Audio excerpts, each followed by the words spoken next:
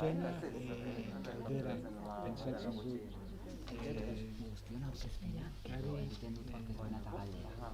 galdera emango galderak eginen dizkigu pentsatzen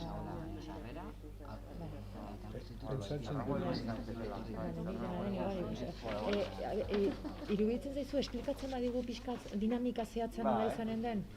Nik behinpin nahiko nuke jakin. Esplikatuko diguzu labur nola bideratuko duzun? Bai, ideia da egitea lehenengo aurkezpen bat zertara gatozen eta non gauden eta hori.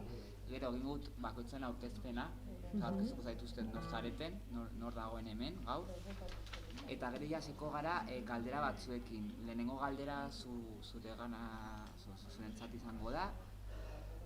Esango dizuet zein diren galderak. Desde la perspectiva del proceso de enseñanza-aprendizaje de las lenguas, que las niñas y los niños aprendan